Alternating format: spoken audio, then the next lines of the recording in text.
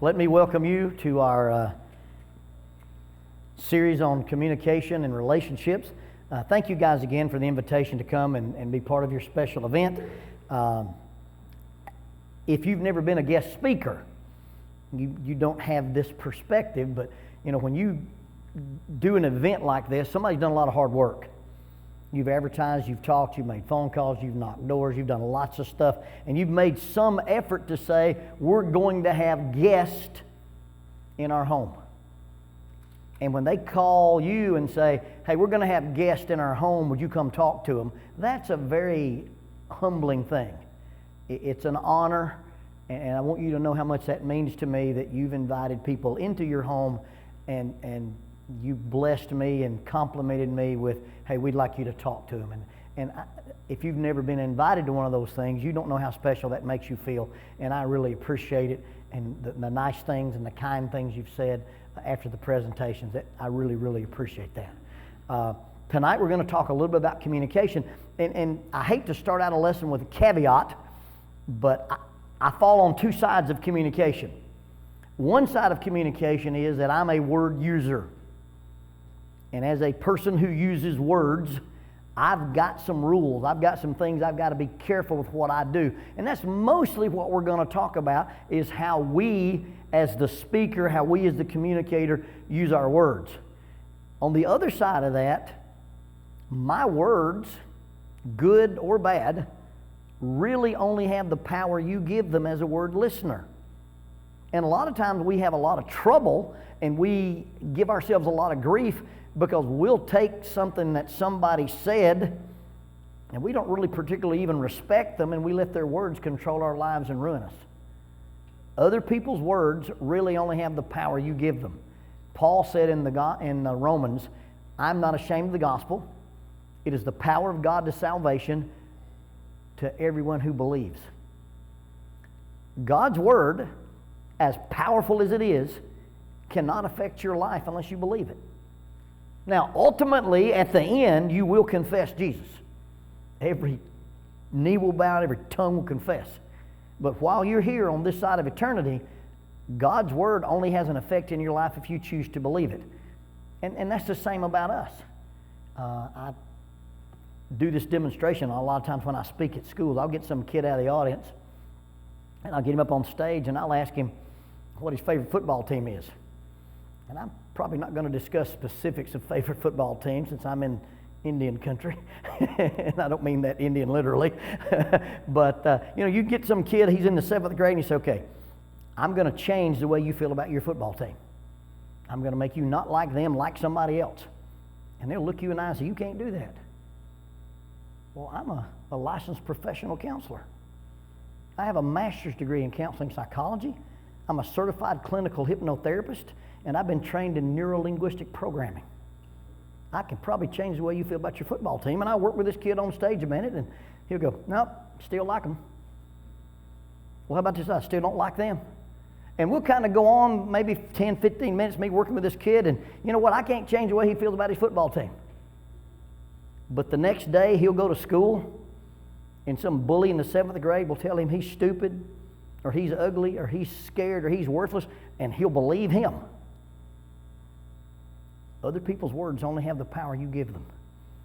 So be careful not to let those words control you and be things that you're not. So when we start talking about the dynamic of communicating with each other, there's a couple of simple rules. And we've done this hand motion all week. When I try to communicate to you, I want to be heard, understood, and accepted. And when you communicate to me, you want to be heard, understood, and accepted. We spend a lot of our time saying, understand me, no, understand me. And the real key to this is let me understand you. In that little hand motion we've been doing all week. Well, this is kind of the other side of that, is that sometimes we're communicating and it's not just about understanding, but it's about solving problems. 70%, 69 and some change, 70% of all marital problems are unsolvable.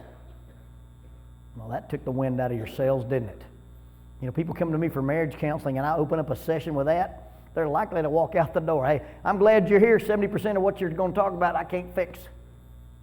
What we found out in research is that it really doesn't matter what you're fighting about, but it's how you're fighting.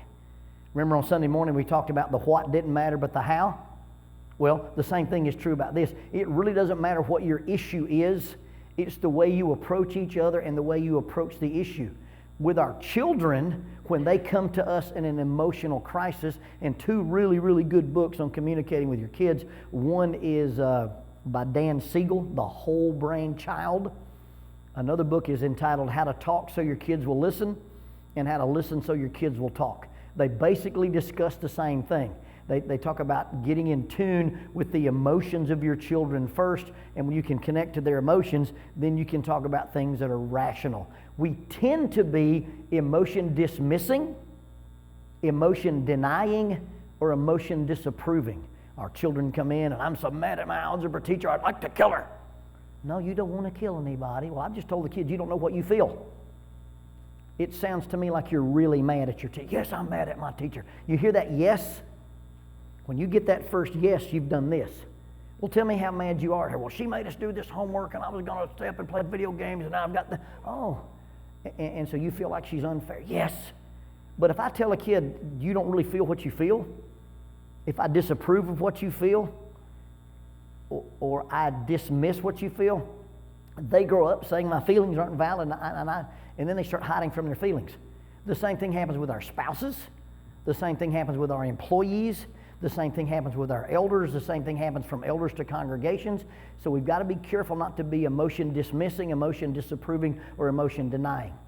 So I'm in a situation where I'm in crisis or I'm unhappy about something and I want to talk to my spouse about it, I want to talk to my boss about it, I want to talk to my neighbor about it, or I want to talk to the elders about it, or I want to talk to the preacher about it.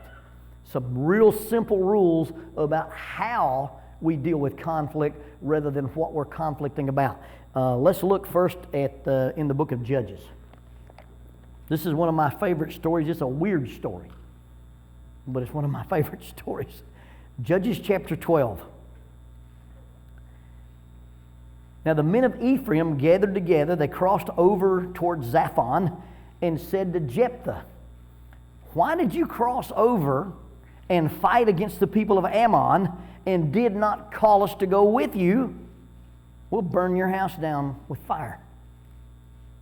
Now, is there a mixed message there somewhere? Hey, we're your allies. We're your friends. Why didn't you ask us to go to this fight with you? We're such good friends, we're going to burn your house down. Now what?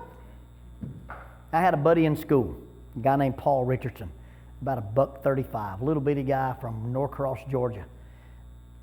I was doing some conflict resolution with some gentlemen on the other side of campus. And I told Paul, I said, I don't think it's really going to turn into anything bad, but I got to go settle this deal with these guys.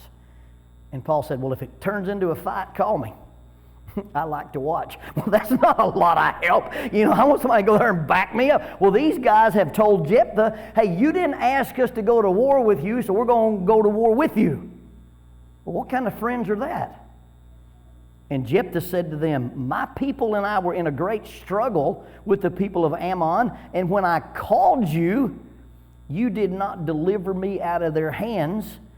So when I saw that you would not deliver me, I took my life in my own hands. I crossed over against the people of Ammon, and the Lord delivered them into my hand. Why have you come up this day to fight against me?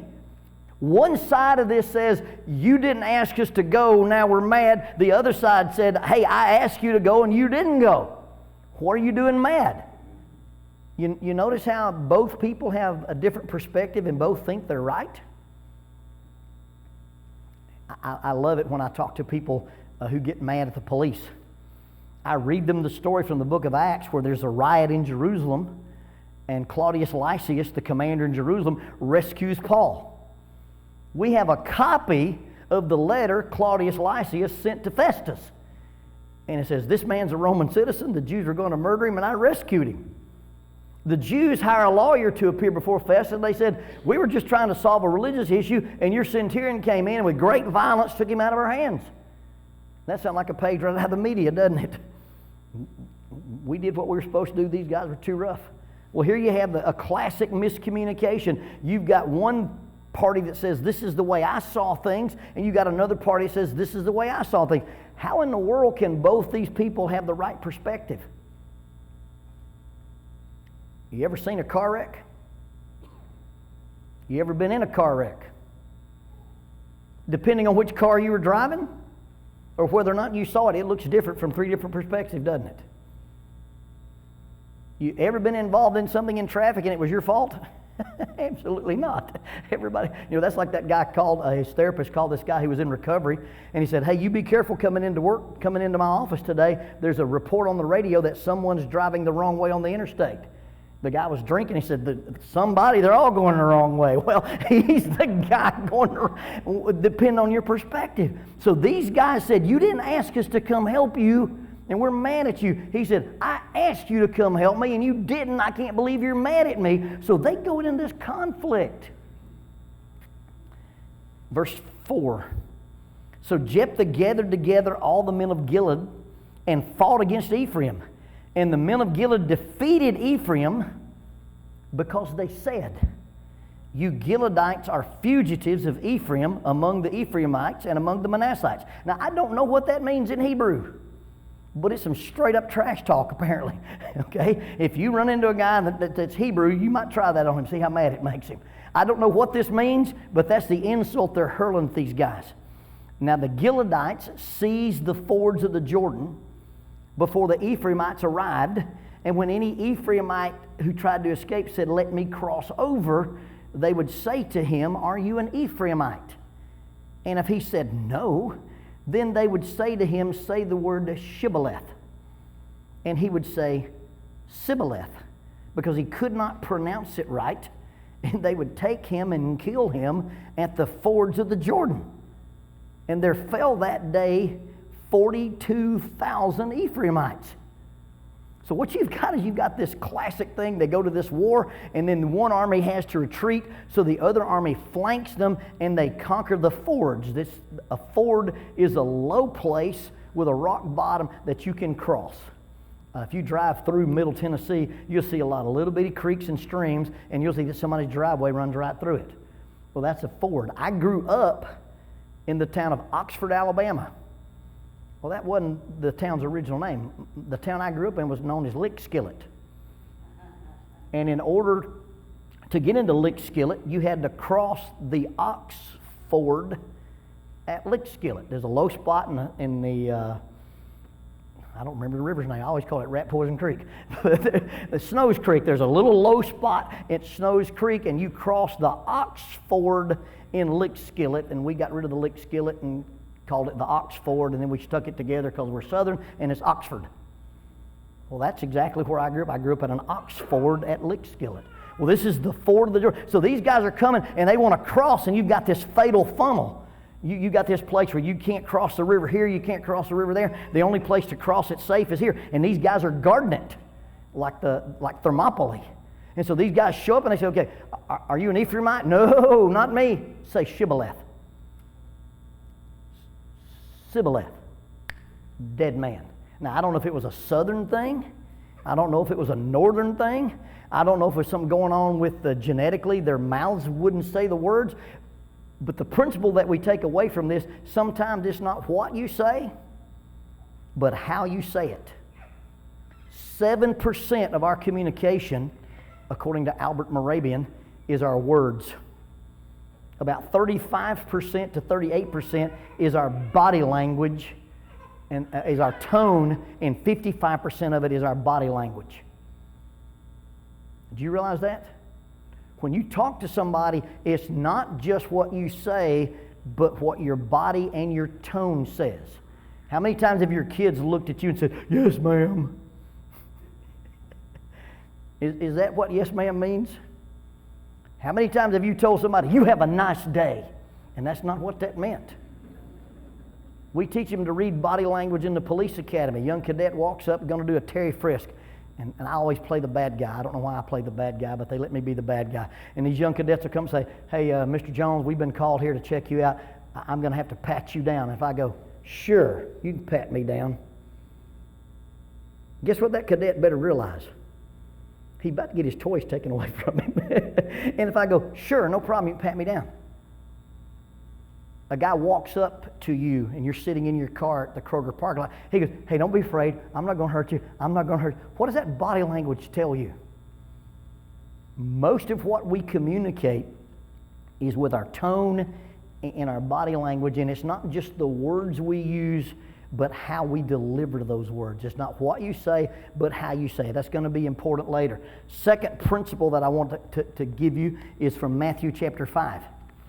And remember, we talked about that in Matthew 5, 6, and 7, Jesus was talking about internals versus externals. And he does some really interesting stuff with the letter of the law versus the spirit of the law. And Jesus talks about murder. Matthew chapter 5, verse 21. You have heard it said by those of old, you shall not murder. Whoever murders shall be in danger of the judgment. But I say to you, whoever is angry with his brother without a cause shall be in danger of the judgment. And whoever says to his brother, Raca, shall be in danger of the council. And whoever says to his brother, you fool, shall be in danger of hellfire. Therefore, if you bring your gift to the altar and remember your brother has something against you, you leave your gift before the altar, go your way and be reconciled to your brother, and then come offer your gift. See, when Jesus is talking about murder versus hate, one's external, one's internal. You know, I could come in here and have a problem with Matthew and whip out a baseball bat or whip out my .45, and you go, hey, Lonnie and Matthew are having problems. Because murder's evident. But I can have something against him and hold a grudge against him, and I can shake his hand and smile in his face and hug his neck and hate him in my heart. And the only person that knows that's me and God. And Jesus said, I'm not really impressed that you've never killed anybody. I got asked to drive 3 hours to a little church in northeastern Tennessee and speak in their summer series. And I'm always, typically if I get invited and I can go, I'll go. But this was drive 3 hours, talk 30 minutes, and drive 3 hours back. That's a full day's work for me. You know, people don't realize that when you drive to go someplace that the work you're doing is not just speaking, it's the driving too. They want me to drive 3 hours, speak 30 minutes, and drive 3 hours back, and my topic was, thou shalt not murder. I said, I really don't believe our people have a big problem with that. Right? And, you know, I travel all over the country, and you can stand in front of a group of people like this and say, hey, anybody here ever killed anybody? And most people won't, nobody ever raises their hand. And if you do, you go, are you a cop or a veteran? Yeah, that's not murder.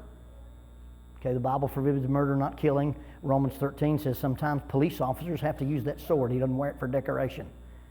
But for the most part, our people don't have a problem with killing. We get along pretty well. Most people survive church service from Sunday morning to Sunday night. I said, I don't need to drive over there and talk to your folks about not murder. I've never killed anybody. But I've hated some folks. I've never killed anybody, but I've called them punks and dweebs and weasels and nerds and losers and fags and queer, and racial slurs.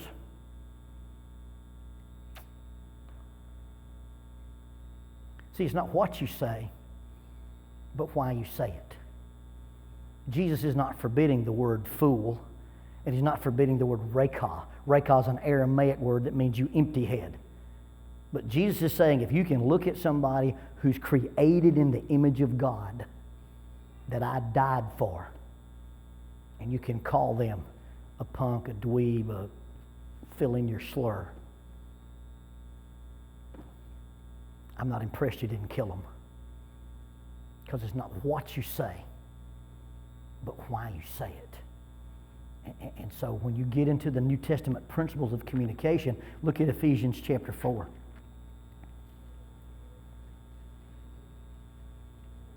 Ephesians chapter 4, verse 29. Let no corrupt communication proceed out of your mouth. You know what something that is corrosive does? You know, you've got red devil lye, or you've got hydrochloric acid, or you've got battery acid. What do you do with that stuff? You don't let it get out. You don't let it get on the countertop. You don't let it get on your rope. You don't let it get on your hoses. You don't let it get on the belts. He said, don't let anything come out of your mouth that is corrupt. Don't let anything come out of your mouth that is corrosive. Let no corrupt communication come out of your mouth.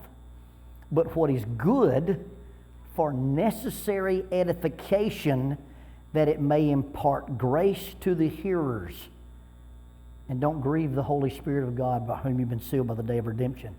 Let bitterness, wrath, anger, clamor, and evil speaking be put away from you with all malice. He said, look, it's not what you say, but why you say it.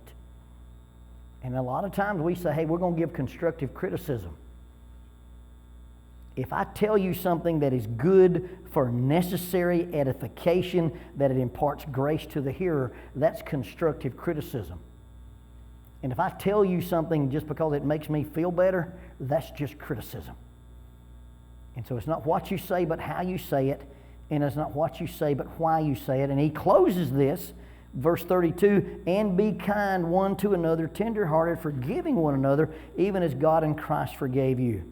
And then in Colossians chapter 4, verse 6, let your speech be with grace, seasoned with salt, that you may know how to answer each other. So when the New Testament begins to talk about the power of words, part of this is the impetus is on me as a word user. And so when I start to tell you something, when I start to say something, when I start to criticize, when I start to complain, it's not what I say, but how I say it. And it's really not what I say, but why I say it. And I'll add a third one. It's not what you say, but when you say it. Sometimes timing is everything, because you can say the right thing at the wrong time and it'll bomb. And so it's not just what you say, but how you say it, not what you say, but why you say it, not what you say, but when you say it. So if you talk about couples and their interactions with each other, John Gottman, who's a guy that I do a lot of reading, anything he's written you'll benefit from. Gottman is Jewish. Every time I've ever heard him speak, his word of yarmulke. He did The Science of Trust, 7 Principles for Strengthening Marriages, Why Marriages Succeed or Fail. And they did some studies on communication. He's really a frustrated researcher. He really needs to be a math guy. But he's a therapist. He's got a PhD in psychology. He's a doctor in that. But he does a lot of empirical research. He's the only guy that was doing empirical research in relationships. Gottman says he can sit in a room with a couple, listen to them discuss a problem, and predict divorce with 95% accuracy in 10 minutes. That's powerful. He said, I can listen to you talk about something you're unhappy with your spouse, and in 10 minutes I can predict divorce with 95% accuracy. So when we get into unsolvable problems, and how does an imperfect human who lives with an imperfect human talk to another imperfect human about things they're unhappy? How do you do that? How do you fight? And it's not what you're fighting about. It's really how you're fighting. And there's 4 things I want you to be aware of. John Gottman calls them the 4 horsemen of the relationship apocalypse, which I think is a cool title for that. So there's the 4 things, and you just think about, hey, when I talk to my spouse, and this is not one of those things when my spouse talks to me. This is when I talk to my spouse. One of the tricks I like to use in therapy is you get a couple and you sit down and you say, on a scale of 1 to 10, 1 being the worst, 10 being the best, where's your marriage? And I don't let them say that number out loud. Somebody will get in trouble. But whatever your number is, if it's a 6, what would change your 6 to a 7? About 90% of the people go, well, if they would do so and so, my 6 would ramp up. Well, yeah, you're putting the blame for your relationship on somebody else. So on a scale of 1 to 10, 1 being the worst, 10 being the best, where's your relationship? It's a 6. What could you do today that would change that 6 to a 7? Because what I can do is the only part of that thing I control. And the dynamic of Christian relationships is I really don't get to choose my behavior based on your behavior. There's a couple of exceptions, but for the most part, I don't react to you based on how you react to me. I react to you based on who my Father is. So here's the 4 horsemen of the apocalypse. Number 1 is what we call contempt. Now, contempt can be real or it can be perceived. It can be superimposed. You know, it's a terrible idea to talk about emotional things using a text message, because text messages can't display tone or body language. You realize that?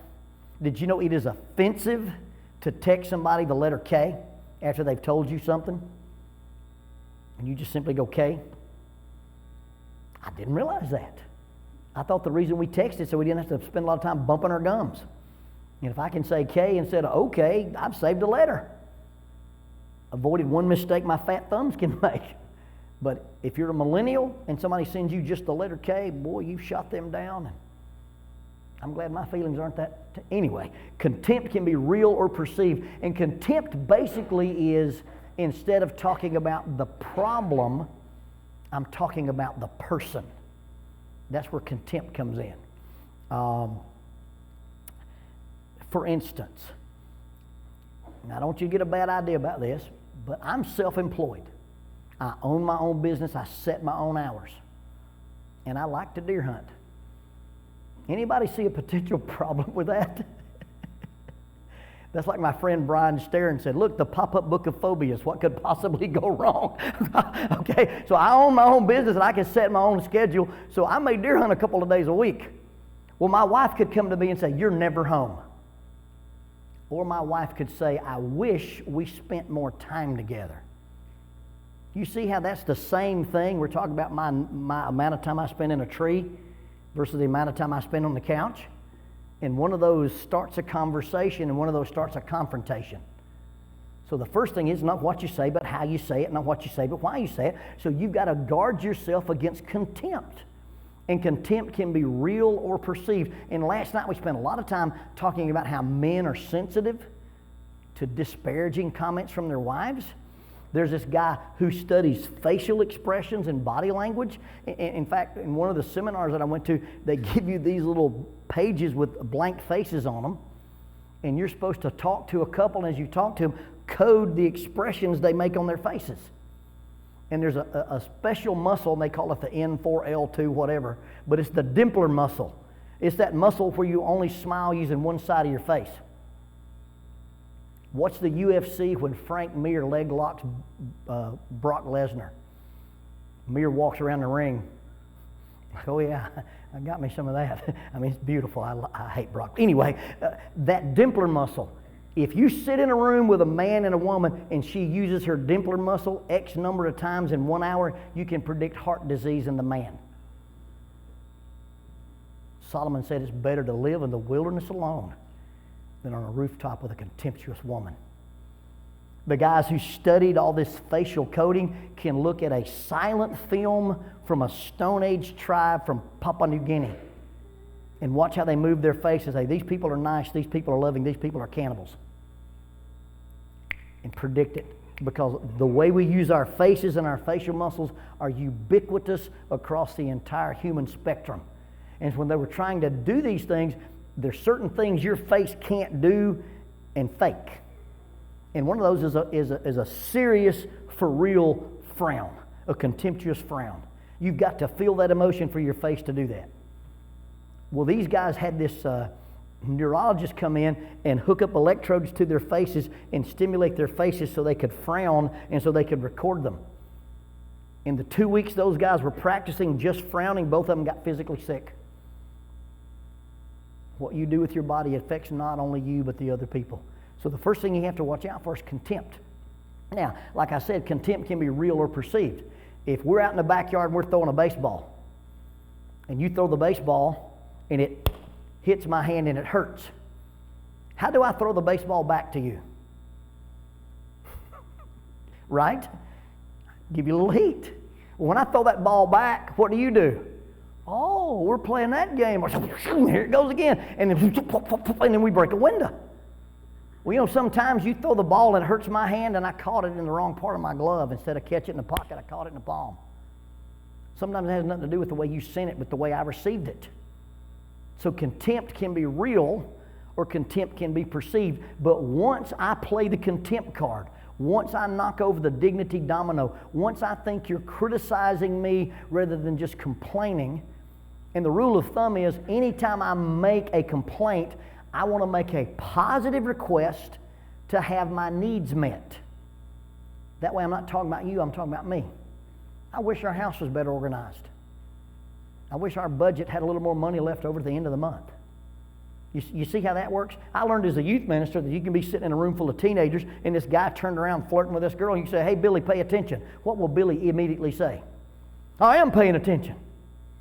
No, you're not. Yes, I am. No, you're not. Yes, I am your mom. And we just get into that. Billy, you're not paying attention. You turn around looking at her. I can listen to you and look at her because she's better to look at. Or I can say, hey, Billy, I do a better job teaching when I can see your eyes. You think that kid want to argue with you? He turned around and looked you in the eye. Because I've given him a positive request to have my needs met. Now, if contempt is perceived or contempt is delivered, the other person usually responds to contempt, because when you get attacked, you do that fight-flight thing. And if you ever start into a conversation and the takes place, you've moved from this part of your brain to this part of your brain. You've moved from the human part of your brain to the animal part of your brain. And you're not very smart. You're about as complicated as a goat. You see things as black and white, all or nothing. And you move into defensiveness. And when I get into defensiveness, number one, I do minimization. Number two, I do denial. Number three, I do blame. And from a defensive point of view, instead of trying to solve the problem, I'm trying to win some silly contest. It becomes what we call a zero-sum game. And a zero-sum game is the difference in the stock market and gambling. See, if we invest money in the stock market, we can all make money. But if we make a bet on the final four, in order for me to win, you must lose. In order for me to be right, you must be wrong. In order for me to be happy, you must be sad. So when we start arguing about something, and instead of trying to solve the problem, I get into, I'm right, you're wrong, I win, you lose. I'm in this defensive mode.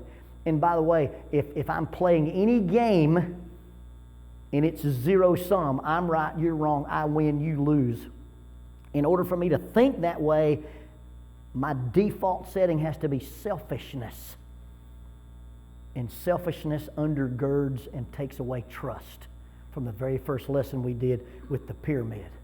And so when I behave in a confrontation in a way that you translate as he's being selfish, you don't trust me. Now we're having a fight, and you're fighting somebody you don't trust. You're fighting somebody who fights dirty. That's a bad deal. Now, so one of us has served up contempt, and the other one responds to it with defensiveness, and we get this binary look, I'm right, you're wrong, I win, you lose, I'm happy, you're sad. Well, in order to maintain that energy, I have to have a shift in my mind. Give me a 27-year-old, very athletic, very intelligent, out-of-the-box thinker, and let me train him as a soldier. I'll send him overseas, and he's going to kill Sammies, Skinnies, and Ragheads. You don't send kids overseas to kill uncles, brothers, cousins, dads. You know why? We're not hardwired to kill each other. Read Dave Grossman's book on combat. Colonel Grossman wrote an article on killing. Very few of us possess that capacity. And those who do possess the capacity, even fewer of those are good at it. And of those who are good at it, even super few of those enjoy it. There were 13,000 unfired muskets at Gettysburg. Americans couldn't shoot at other Americans. And some of those rifles were loaded 13, 14, 15 times. They'd stand up, they'd point the rifle, they'd go back down, they'd jam a thing so their commander would look like they were loading, and they'd stand up and point again. And some of those rifles were stacked full of ammunition, powder patches, and they just couldn't fire on each other. The Roman soldiers beat their men to teach them to take that short sword, that makara, that short fighting sword that the Romans made famous. When you fight with a knife, it's not a hacking thing. It's a stabbing thing. And it takes a lot to take a sharp object, stick it into another person. So the Romans would want to hack at each other, and the Romans would beat them mercilessly. Say, this is how you kill a man. We're just not hardwired to do it. But if I can make you think that another person is not a person, give him a nickname. A gook, a kraut, a skinny, a Sammy, a raghead. We don't teach the police to shoot at bad guys. We don't teach the police to shoot at people. They're on the range, there's your target, and they yell, threat! And every time they yell threat, you clear the holster and you fire shots. So when your brain yells threat, it doesn't matter what the threat is. What do you do when your brain yells threat? You shoot, and it's muscle memory. Although your muscles don't really have memory, it becomes that thing that you do naturally. Well, if I'm fighting with my spouse, and she's my girlfriend, she's my lover, she's the mother of my children, it's hard to maintain the energy to fight with her, isn't it? But if I can ever focus on just the negative, she never, she always, she's a witch, he's an ogre, he's a brute, he's a bully. When you start thinking about your spouse only in negative terms, then you can maintain the energy to fight with them because you're being defensive. I win, you lose, I'm right, you're wrong, I'm happy, you're sad. And because you've already been dealing with somebody who's contemptuous towards you, or you've been contemptuous toward them. We call it negative sentiment override, where when you paint the story of us, it's a horror story, not a love story. And literally, you talk to people. So you're here and you're in crisis in your marriage. Think back to a time when you guys were happy. And somebody will go, I can't remember ever being happy. Really? Is that how you felt when you got married? Because if you felt that way when you got married, that's a special kind of stupid. You shouldn't have married that person. You know, I threw a wedding.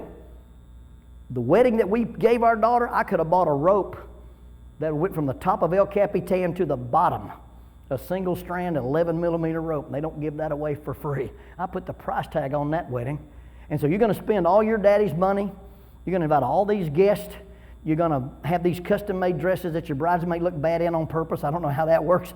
And then you're going to stand in front of a room full of people and go, I promise to do everything I can to make you miserable if one of us dies.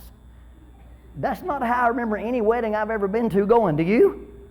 But for you to come into my office and say, I can't ever remember being happy, that's negative sentiment override.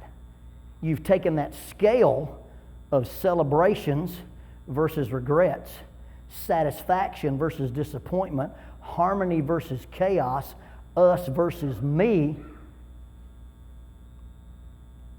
and you've taken it and you've unbalanced it and you only look at the bad stuff. There's nothing in life that is all bad.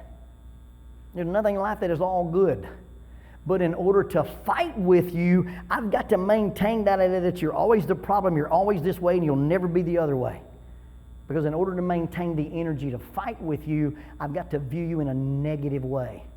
Whatsoever things are good, whatsoever things are lovely, whatsoever things are good rapport, if there's been any virtue, if there's any praise, think on these things. What would happen if you just sat down every day and intentionally tried to think about your spouse with fondness and admiration?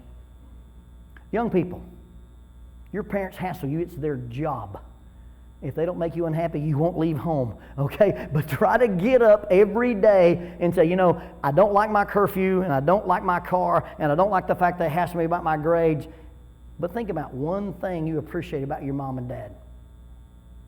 It'll change your life forever. I'm not trying to brag, not beating, pat myself on the back. It wasn't my original idea. Somebody told me that they were doing it, and I decided I'd do it. I got my wife a Christmas present 3 years ago. Cost $2. I'm the man, okay? I bought a little notebook at an airport in Springfield, Missouri. And for 1 year, 365 days, I opened that notebook up and wrote something about it that I appreciated her about. I like to hear you sing in the morning. I love your beautiful blue eyes. I like the way you take care of the grandkids. I like the way you cook bacon. I like the way you don't cook cakes, or whatever. For 365 days, I intentionally sat down and made myself think of something I appreciated from my wife, and I gave her a $2 book for Christmas. I don't know how many times I catch her sitting on the couch reading her little book. And that's been 3 years ago. And she says, of everything that I've ever given her, that little $2 book means more to her than anything else. Try that about your elders. It's easy to complain about elders. Just sit down and say, look at how strong our congregation is. Look how much unity our congregation has. Look how well our elders do this. Try to do that about your preacher. Try to do that about your parents. Try to do that about your spouse. Try to do that about your in-laws. if you will just simply quit thinking in the negative, because nothing's all negative, and really nothing's all positive because we're all flawed individuals, but just think about getting out of the negativity, then you save yourself some problems. But now, once you get into the cascade of negativity, once you give me contempt, or once I give you contempt, and one of us becomes defensive, and then we start this, I'm right, you're wrong, I win, you lose, and then we start thinking about each other only in the negative, at some point one of us will disengage. If you'll come to my office and you'll fight, I can save your marriage. When you come to my office and one of you says, I just don't care anymore, I've withdrawn. I don't have the energy to fight. I don't have the energy to be happy. I just don't have any energy. When one of you withdraws, it's almost impossible to save that marriage. Because we have intimacy and we go through conflict, and then we have withdrawal. And most people, by the time they go, hey, I'm punching out, they don't have the energy to go back through and deal with the unfinished conflict to get back to intimacy. When you talk about a repair attempt, somebody does something wrong, or somebody says something wrong, there's been a regrettable event, and you offered them a repair attempt. Be ye kind one to another, tenderhearted, forgiving one another. But if I get forgiveness off the table, when you offer me a repair attempt, I can turn toward you, I can turn away from you, or I can turn against you. Okay? I'll give you an example. This is just a fun example. I went to school, Oxford, Alabama. My math teacher was an MIT doctorate. She taught us algebra. I wasn't a good math student, but I was a pretty good math student. When I finished behavioral and inferential statistics, I called Dr. Mally Long. I said, Dr. Long, this is Lonnie Jones. She's the Lonnie Jones? I said, yes, ma'am. She said, and what correctional institution are we dialing from? I said, Dr. Long, I'm not in jail. I passed my master's statistics program. My wife was educated at Bald Knob High School in Bald Knob, Arkansas. Maybe it was prophetic. I don't know. But she does math really, really weird. If something cost $500 and she can buy it for $300, she says she saved me $200. Now, what Dr. Long taught us is there's a plus sign on a number integer, and there's a minus sign on a number integer. And if I look at my checkbook and it says minus 300, 3 Benjamins have walked out of my life, never to be seen or heard from again. She ain't saved nobody no money. The way I do math. So she comes home and she announces she saved me money by spending money. That's like the dude at the gold shop. Your paper money's no good, you need my gold. Oh, cool, I'll take some of your gold. What do I have to give you to get your gold? Your paper money. You ever thought about that one? Anyway, so she saved me money by spending money. And I go, I can't believe you saved me money by spending money. That's ridiculous. There's a plus sign and a minus sign, and I get the wheels in the ditch. Well, I realize I'm wrong. So I go to her. Honey, you saved me money. And I got mad about it. I'm sorry. She can turn toward me. I appreciate the fact that you're self-employed, you don't have a government retirement, and you're trying to be frugal with our money for later on. I appreciate the diligence you give our budget. You see, I've offered her a repair attempt, and she turned toward me. She can turn away from me and go, you know, I have a job. I taught school for 25 years, and I can do what I want to with my money. Now she's turned away from me. Or she can say, you know, you did lose your temper, and you always lose your temper, and you nickel and dime me to death. You want to see every receipt I've got? Well, I'll tell you. Now she's turned against me. Only one of those works in saving a relationship. Because if you start with contempt and it moves into negativity, defensiveness, and then it moves into negativity, then what you're going to get is no repair attempt is going to work. And if one of those 4 things is present in your relationship, you're in crisis. If 2 of those things are present in your relationship, you're in danger. And if 3 of those things are present in your relationship, catastrophic system failure. And that's if you're a preacher and you preach at your congregation with contempt and negativity, the congregation will develop neurosis. If you're a coach and you motivate your boys with contempt and negativity, and you can't ever admit when you drop the ball and you do something wrong as a coach, you'll have a dysfunctional team. If you run a corporate team and you treat your people that way, your business will not be open very long, or you won't maintain long-term. If those 4 things are present in any system, you get catastrophic system failure. So, real quick, let's look at 1 Corinthians 13. Think about the 4 horsemen: contempt, defensiveness, negativity, and stonewalling. And Paul describes love. This is conflict resolution 101. When I fight with you, these are the rules of engagement. Love suffers long. I can put up with you when you misbehave, when you're contemptuous, when you're imperfect.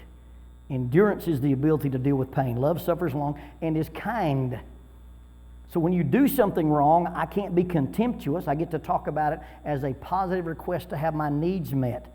Love suffers long and is kind. Love does not envy. I'm not keeping score. I'm not trying to realize how many things you got, how many things I got, how many times you got your way, how many times. I give to you. If I ever give in or give up to solve a problem, that's keeping score. And I don't do that. Love suffers long and is kind. Love does not envy. Love does not parade itself. I don't brag about what I did that you didn't do. I don't pat myself on the back and say, you owe me this because I did that. Love is not puffed up. I'm not arrogant. I'm not a narcissist. I'm not a person who is conceited. Love does not behave rudely. I don't treat you with contempt. I don't treat you with negativity, and I don't turn away from you when you offer a repair attempt. And love is not selfish. I want us to be okay. This is not me versus you. This is we. This is us. This is illness versus wellness. Love is not easily provoked. Your words only have the power I give them. And sometimes I allow you to make me mad when I shouldn't allow that at all, because ultimately your words only have the power I give them. Love does not think evil. I don't stay in the negative. I don't always think about the bad things. I don't put you in the you always or you never. I always try to think good. Love does not rejoice in iniquity. I'm not happy when things turn out bad for you. I'm not happy when you get your own. I'm not happy when you get your comeuppance, as they say. Love rejoices in the truth. I want you to be happy. I want you to be healthy. I want you to be spiritually sound. I want to meet your needs and not worry about my rights. Love always trusts, always believes, always hopes, always protects. When I'm talking to you, I want to be in the mode where I'm protecting us. I superimpose your potential, not your present behavior, but your potential. Love endures, and love never fails. That's the rules of engagement. Now, you read that simple passage where he gives these 15 definitions of love, and they fall under 3 categories: humility, endurance, and initiating good. And so when I deal with you in a conflict, I try to be humble, I'm going to endure, and I'm going to initiate good. And if I can be humble and endure and initiate good, I eliminate contempt, defensiveness, negativity, and stonewalling. And that's communication and conflict resolution 101. And you'll be surprised if you can eliminate, first of all, if you can identify those things, and then once you identify them, eliminate them, you'll be surprised that what you fight about doesn't matter, but how you fight really, really changes the rules of engagement. Let's pray together. Father, we thank you for the examples in your word that illustrate the things that people have just now recently discovered about psychology and human nature. That the Holy Spirit revealed these things about communication way before there were counselors on this planet. Father, we thank you that in your wisdom you allowed the apostles to talk about relationships, husbands and wives and churches and congregations. And Father, help us to be people who put those principles into practice when we have conflict and when we communicate. Father, bless all the relationships represented here, husbands and wives and parents and children and friends and neighbors and brethren. And Father, help us to be that shining example.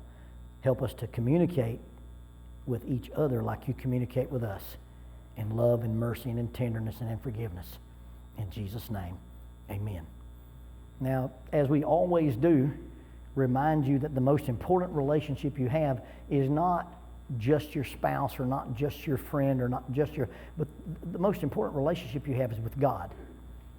And God has never asked you to do anything that wasn't good for you, and God's never forbidden you to do something that wasn't inherently bad for you. So when God deals with us, He doesn't deal with us with contempt. It's not that God doesn't want you to enjoy life. He wants you to live life optimally. That's why He put some restrictions on how we behave and how we think and what we do. And whether or not we turn toward that or away from that, it really kind of is the question of salvation. You know, C.S. Lewis said, you will stand before God, and God will look at you and say, not my will, but your will, and you'll be lost. So you'll stand before God, and you will say, I live my life, not my will, but your will, and you'll be saved. But it really all depends on when God tells us things, do we respond to God with defensiveness and contempt, and do we turn away, or do we hear what God says is good for us, hear what God says is bad for us, we listen to that, and we turn toward, and we become obedient.